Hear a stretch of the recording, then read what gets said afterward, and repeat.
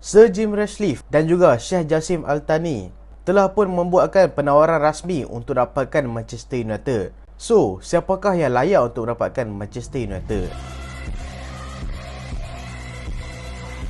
Assalamualaikum dan selamat datang ke Pala Bola Studio. So, kali ni kita nak tengok Manchester United lah ni dalam proses untuk dijual. Setelah sekian lama fan-fan Manchester United buat protes, fan Manchester United memang tak suka gila dekat Glazers.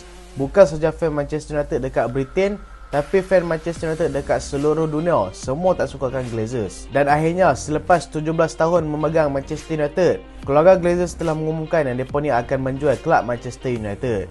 Dan harga permintaan yang mereka minta adalah 6 ke 7 bilion pound. Dan keluarga Glazers ni akan melepaskan pegangan saham majoriti dekat kelab. Menurut undang-undang dalam bola sepak, kalau hang pegang majoriti saham dekat kelab tu, hang ni akan berkuasa penuh dalam segala urusan dalam kelab.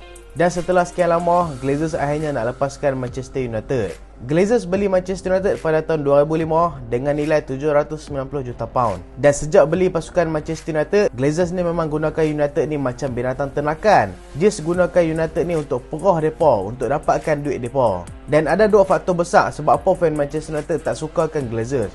Faktor yang pertama adalah hutang yang terlampau banyak. Hutang Manchester United meningkat drastik sejak kemasukan Glazers tau. Sebab kalau apa nak tahu, sebelum kemasukan Glazers, Manchester United adalah pasukan yang bebas hutang sejak daripada tahun 1931. Di mana sejak daripada 1931, Manchester United tak pernah memiliki hutang-hutang yang besar maupun kecil. Kali terakhir dicatatkan iaitu pada bulan Mac 2022, Glazers telah membuatkan pasukan Manchester United berhutang sebanyak 495.7 juta pound. Hambalah daripada hutang kosong ke 500 juta pound. Dan hutang tertinggi yang pernah dicatatkan Manchester United adalah 700 juta pound pada tahun 2010. So memang teruk lah hambalah sebelum dia mai, United ni debt free, tiba-tiba bila dia mai, United ni hutang banyak. Tapi sebab apa Manchester United ni boleh hutang banyak sejak kedatangan Glazers? So ni membawa kepada faktor kedua iaitu kurang investasi daripada Glazers sendiri. Kalau hangpa nak tahu, sepanjang 17 tahun mereka ni ada dekat kelab, mereka ni spend tak sampai 300 juta pound pun sebenarnya untuk kelab. Iaitu kalau total betul-betul adalah 270 juta pound, iaitu duit mereka sendiri yang mereka keluarkan. Selebihnya pembelanjaan Manchester United digunakan oleh duit United sendiri, di mana mereka ni akan menggunakan duit United dulu. So itulah membuatkan Manchester United ni berhutang banyak. Hambalah 17 tahun, mereka ni just keluarkan 270 juta pound je daripada poket mereka sendiri. So mereka ni boleh kata memang kedekut gila.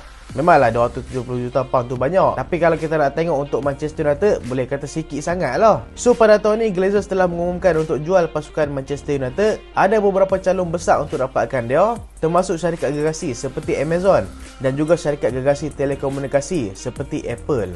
Tapi ada dua individu yang betul-betul serius untuk dapatkan pasukan Manchester United, yang mana mereka ni dah layankan tawaran rasmi untuk dapatkan pasukan Manchester United. Mereka adalah Sir Jim Ratcliffe, iaitu individu terkaya dekat Britain, dan Sheikh Jassim bin Hamid Al-Thani. Kita tengok dulu Sir Jim Ratcliffe. Bukan rasa lagi, Sir Jim Ratcliffe sudah pun berusaha untuk dapatkan United beberapa kali sebelum ni, tapi gagal. Dan dia ni merupakan seorang peminat Manchester United, tak tahulah dia beritahu dia minat MU. Dan memang nak dapatkan United sebab dia nak kembalikan United ke masa kegemilangan mereka. Dan Sir Jim Ratcliffe memiliki syarikat INEOS, iaitu syarikat yang berpaksikan oil and gas dan juga bahan kimia. Dan jumlah kekayaan Sir Jim Ratcliffe sendiri adalah 15.2 bilion. Jadi untuk dapatkan United bukanlah satu masalah besar untuk dia sendiri ya. Dan siapakah Sheikh Jassim bin Hamid Al-Thani? Lahir pada 1982. Sheikh Jassim bin Hamid Al-Thani adalah sebahagian daripada keluarga diraja dekat Qatar, yang mana kalau hangpa tahu keluarga diraja memang kaya gila lah. Jumlah kekayaan keluarga Sheikh Tamim ni adalah 335 bilion dolar ataupun 275 bilion pound. So kalau hang tengok memang beza langit dengan bumi gila lah dengan Sir Jim Ratcliffe. Dan Sheikh Tamim sendiri ada kekayaan sendiri yang beliau ada, iaitu 1.6 bilion pound. Dan Sheikh Tamim pun adalah peminat Manchester United sendiri, yang berhasrat untuk jadikan pasukan Manchester United kelab nombor 1 kembali. So bila kita tengok dua-dua ni ada visi yang besar untuk kembalikan Manchester United kembali ke zaman kegemilangan mereka. Kalau hampa tanya fan Manchester United sendiri, walaupun fan Manchester United ni banyak kutuk pasukan Man City, tapi aku boleh kata fan Manchester United kata dekat fan City ni bukanlah sebab apa, melainkan sebab jealous je lah. Sebab Manchester City selepas kedatangan Sheikh Mansour, iaitu seorang Arab yang kaya juga, telah membuatkan pasukan Manchester City ni menjadi kelab besar. Walaupun masih lagi belum memenangi UCL, tapi mereka ni dah membuktikan kehebatan mereka dalam EPL dengan mendominasi EPL dalam beberapa tahun. So tipulah tak mau kalau nak Sheikh Tamim ni dekat Manchester United. Dengan kekayaan tersebut Syekh Tamim boleh buatkan infrastruktur pasukan Manchester United lagi baik. Akademi, stadium akan mengalami peningkatan yang cukup baik, yang mana bagi aku pembinaan daripada akar umbi lah yang sangat penting untuk meningkatkan kualiti kelab tersebut. Lagipun Manchester United adalah kelab yang selalu dapatkan pulangan yang besar, sebab Manchester United ni fanbase dia besar dekat seluruh dunia. So aku rasa tak ada masalah kalau Syekh Tamim dapat Manchester United, dia nak splash money besar-besar pun tak ada masalah. Sir Jim Ratcliffe, walaupun kita nak compare kekayaan dia dengan keluarga diraja Syekh Tamim, memang jauh beza. Tapi selagi hang fan Manchester United dan hang sayangkan kelab, duit bukanlah menjadi masalah. Lah ni bagi aku, United bukanlah memerlukan pemilik yang terlalu kaya, tapi United just perlukan pemilik kaya yang betul-betul pentingkan Manchester United daripada segi bola sepak dan juga pentingkan kejayaan kelab.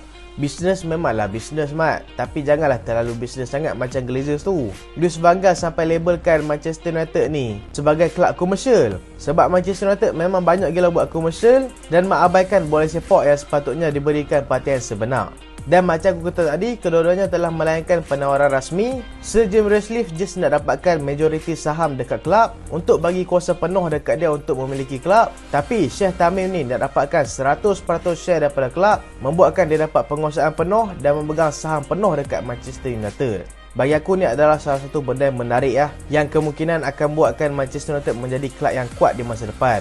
Tapi Manchester United, satu peringatan untuk kelab Manchester United, bila datang pemilik Arab dekat satu kelab tu, tak semestinya akan menjamin kejayaan sebuah kelab tu.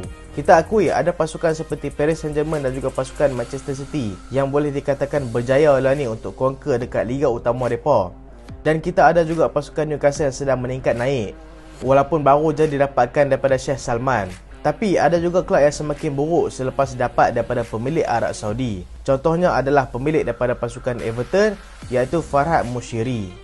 Dia datang ke Everton dengan dapatkan saham 77%, cuba mengembangkan kelab Everton ni dengan menawarkan dana yang cukup tinggi. Tapi sayang, Everton menjadi kelab lebih teruk selepas kedatangan Farhad Moshiri, walaupun mereka ni selalu spend dengan duit yang banyak. Dan ada lagi contoh, iaitu pemilik pasukan Sheffield United, pemilik Aston Villa dan juga pemilik Hull City yang terdiri daripada orang Arab, tapi mereka ni gagal untuk mengembangkan kelab tersebut.